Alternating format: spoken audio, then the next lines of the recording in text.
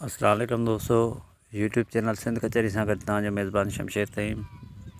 दोस्तों, अॼु सुर लीला चनेसर मां चंद गुज़ारतूं तव्हां दोस्तनि जे नाम। मौज़ू जे आगाज़ खां क़बल तव्हां दोस्तनि खे गुज़ारिश आहे त महिरबानी असांजे चैनल सिंध कचहरी खे सब्सक्राइब कनि ऐं असांजे वीडियो खे पसंदि अचे त लाइक कजो। दोस्तों, हलूं था गुजरात तरफ़। पहिरीं सुखड़ी सुर लीला चनेसर। हाणे साईं लीला चनेसर खे हार ते खपाए छॾियो।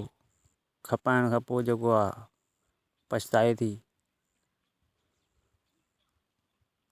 त उते वरी कंवरू जो ॻाल्हाइणु आहे लीला सां। त लीला जॾहिं चवेसि त मूंखे चनेसर पंहिंजो मोटाए ॾे, त उते कंवरू जो ॻाल्हाइणु आहे। चए थी पंहिंजी करे माल जो ॾिनई, पोइ वापार जो छो?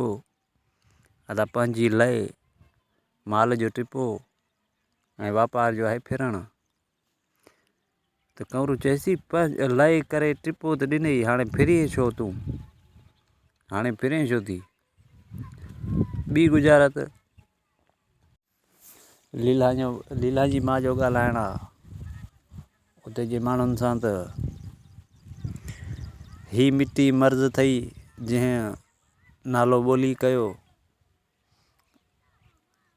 ही मिटी मर्ज़ थई जंहिं नालो ॿोली कयो।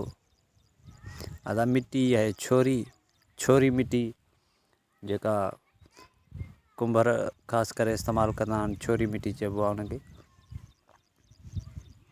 मिटी छोरी,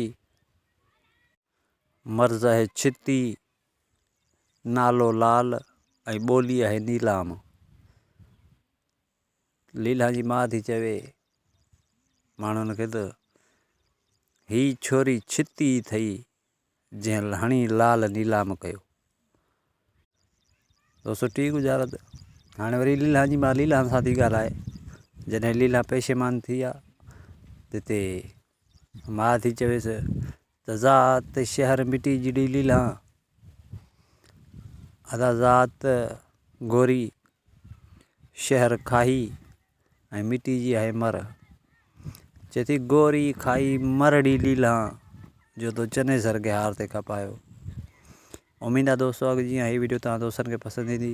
इंशाल्लाह नेक्स्ट टाइम ॿिए स्वर मां सुखड़ियूं खणी तव्हां दोस्तनि जे लाइ हाज़िर थींदासीं। तेसिताईं पंहिंजो ऐं पंहिंजनि प्यारनि जो रखियो ख़्यालु। असांखे ॾींदा इजाज़त। अल्लाह निगहबान।